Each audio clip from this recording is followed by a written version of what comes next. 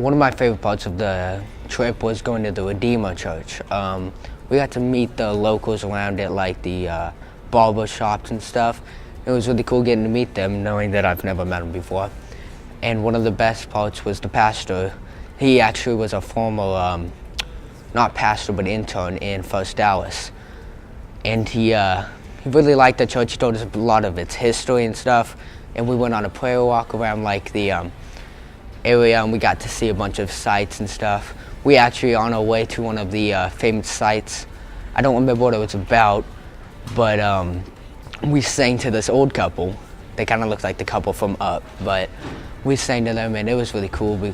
But we were all guys, so it didn't sound too great. Coming to Boston was my first mission trip, and actually first choir mission trip at that. But I don't know, I was kind of nervous, and this was definitely outside of my comfort zone. To like talk to people and interact and like share the gospel or whatever we were doing. And so actually one of my really good friends actually told me to come here. Her name's Grace Young, and I love her to death, and she was the one who pretty much encouraged me to talk and get outside my comfort zone, to talk to people on the subway or like just easily give somebody our CD. And I really thank her for that. We were able earlier this week to go to a ministry called Boston Warm. It's housed in a church in a fellowship hall. It's an old, probably a couple of 100-year-old fellowship hall, and we just set out tables. And it's a homeless day center where people who are in homeless shelters come during the day to stay warm and to do different activities. So when we first walk in, I figured the environment was going to be very depressing. There were people laying on the ground because they didn't have a place to sleep outside of Boston Warm. And there were people like talking to themselves and yelling and cussing. And when we came in, we sat down with a couple of people, and as I got to know them, they became very friendly because we didn't focus on the bad things in their life.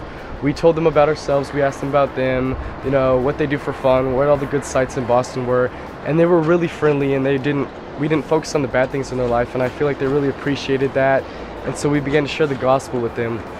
And some of them were already Christians and just were struggling with things.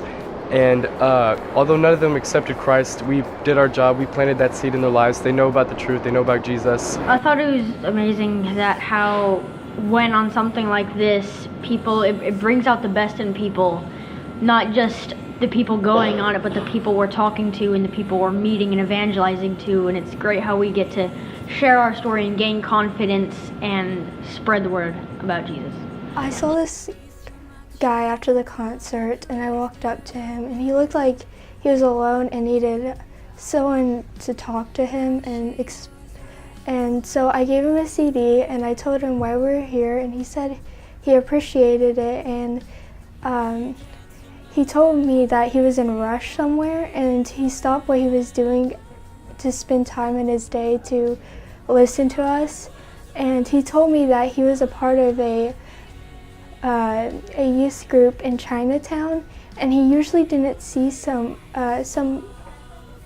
Christians singing about their faith boldly like we were. The thing I liked most about this mission trip was being able to see how quickly the word was spreading about what we were doing and why we were here. My roommate, Caden, met someone that was staying at our hotel, and he had a friend who had been attending one of our concerts at the Boston Common, and it was just amazing to see just how many people knew about what we were doing and why we were here. So one of the days on the trip, we had a really bad snow day, and we were stuck in the hotel.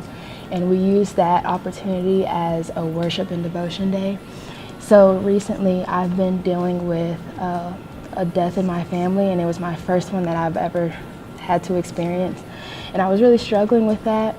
And just that time made me think about what I really need to be asking God. So I talked to Caleb, I talked to Cassie, and they told me I need to be okay with not understanding why these things happen, and I need to be okay with being upset with God, but I have to use that to talk to him and to just stop being so negative about the things that are going through my mind and just pray to him. And I feel that one of the songs that really spoke to me about this situation that I'm going through is the song King of My Heart, where he says he will never let us down.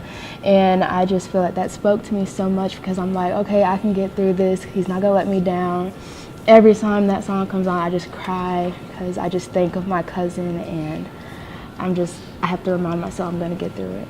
My first mission trip, and the favorite thing I did was the food bank, help making sack lunches for people that were in need or had disabilities, for the families, and singing in the choir and spreading the word to other people.